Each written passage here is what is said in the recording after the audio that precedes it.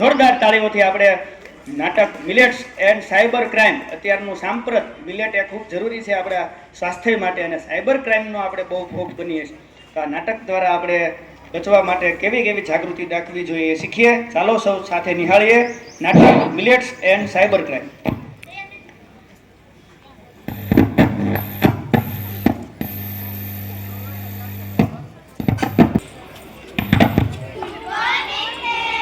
Good morning. Sit down. મનન બેટા મજામાં? તમે કેમ છો? હું પણ મજામાં છું. મેમ, આજે કદાચ વિવાન નહીં આવે. કેમ? કેમ કે તે કહેતો હતો તેને દવાખાને જવાનું છે. ઓહ, બીમાર પડ્યો લાગે છે. Come in ma'am. યસ. અરે વિવાન, તું કહેતો હતો ને તારે દવાખાને જવાનું છે? મેમ, મને તાવ આવતો હતો અને પેટમાં દુખતું હતું, પણ હું મારી મમ્મી સાથે દવા લઈ આવ્યો એટલે મને સારું છે. બીમારીનું કઈ કારણ જાણવા મળ્યું? હા મેમ, વડાપાવ અને પિઝા એ બહુ ખાય છે. અને રહેવા દે ને. સાચું કહું છું મેમ, એની મમ્મી મારી મમ્મી સાથે વાત કરતી હતી કે વિવાનને ફાસ્ટ ફૂડ ખૂબ જ ભાવે છે. વિવાન, આ વાત બરાબર નથી. જલ્દી દવા લેજે ને સાજો થઈ જજે. અને તમે બધા પણ સાંભળો, ફાસ્ટ ફૂડ આપણા શરીર માટે હાનિકારક છે. તે ખાવાથી ઓવરવેટ અને અનેક રોગો થાય છે. તે વળી આપણા શરીર માટે પોષક ખોરાક નથી. પણ મેમ, બજારમાં તો આ બધું જ મળે છે, તો બીજું આપણે શું ખાવું જોઈએ? આપણે લીલા શાકભાજી અને ફણગાવેલા કઠોળ ખાવા જોઈએ. વિજ્ઞાનમાં ભણવાનું આવે જ છે ને? હા મેમ. મેમ, આ ચક્કુ પણ શાળામાં પેકેટો લઈને આવે છે. ચકુ, આ વાત બરાબર નથી. આપણી શાળાનો નિયમ તો તને ખબર જ છે ને? નાસ્તામાં શાક રોટલી જ લાવવાના. આપણે મિલેટ્સ ખાવું જોઈએ. મેમ, મિલેટ્સ એ વળી શું? મિલેટ્સ એટલે કે બાજરી, બંટો, જુવાર, રાગી, સામો જેવા જાડા ધાન્ય. મેમ, મોરૈયો અને રાજ્ય મિલેટ્સમાં આવે? હા હા, આવે ને. એ ત્યાં આપણે ઉપવાસમાં ખાવામાં આવે છે.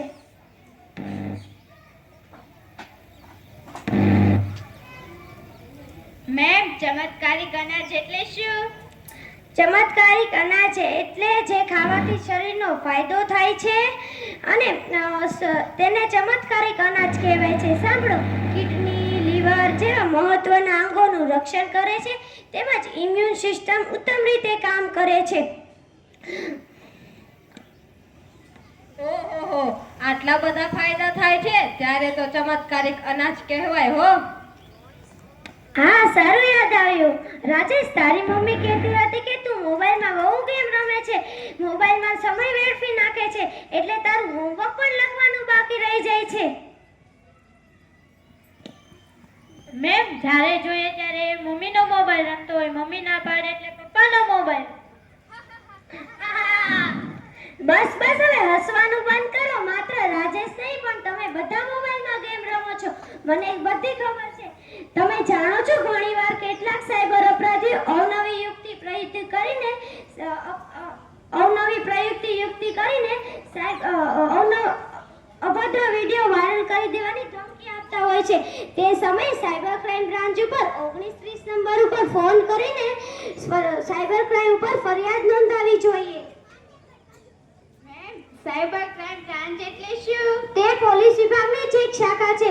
જેટલા પણ ઓનલાઈન ગુના થાય છે અથવા છેતરપિંડી થાય છે, તે માટે સાયબર વિભાગ કામ કરે છે. અરે મેમ, યાદ આવ્યું કે અમારા પાડોશીમાં રહેલા નિવૃત્તબેન પર ફોન આવ્યો હતો કે તમારા મોબાઈલ પર ઓટીપી આવ્યો છે, તે ઓટીપી આપો નહીં તો તમારું બેંક ખાતું બંધ થઈ જશે. ઓટીપી એટલે કે વન ટાઈમ પાસવર્ડ નંબર. બહેને તરત જ આપી દીધો અને ગણતરીની મિનિટમાં તેમના બેંક ખાતામાંથી 50,000 રૂપિયા ઉડી ગયા. બોલો મેમ. હા, એવું થાય છે. આપણે સાવચેતી રાખવી જરૂરી છે. એ છે કે કેટલા પણ સંજોગોમાં એવું બનતું રહે છે કે સાયબર ક્રાઇમ ઉપર ફોન કરી દેવાનું.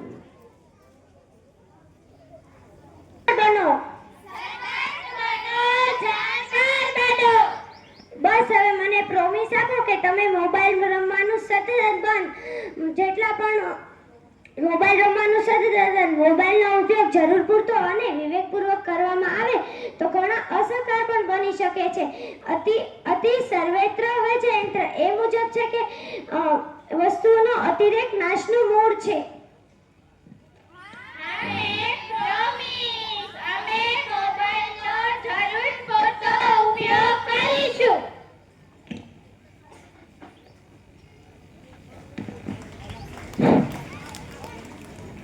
મેમ, પોતાનું કેરિયર બનાવવું છે, સોશિયલ મીડિયાનો સમજ પૂરો કરવો જોઈએ ને મેમ? હા, તારી વાત બરાબર છે. અમે ગઈકાલે અમારા રિલેટિવના ત્યાં બેસવા ગયેલા હતા. તેમના 2 બાળકો. અમે નાના બાળકના તોફાન જોયું તો ઘટના એમ બની કે તેના મમ્મી એમ કહ્યું, મહેમાન આવ્યા છે, પીવા માટે પાણી લઈ આવ. તો તેને પહેલા સાંભળ્યું જ નહીં. તે મોબાઈલમાં ગેમ રમતો હતો.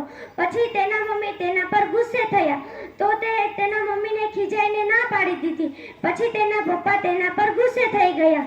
હવે બોલો, તમે આની જગ્યાએ તો તમે શું કરત?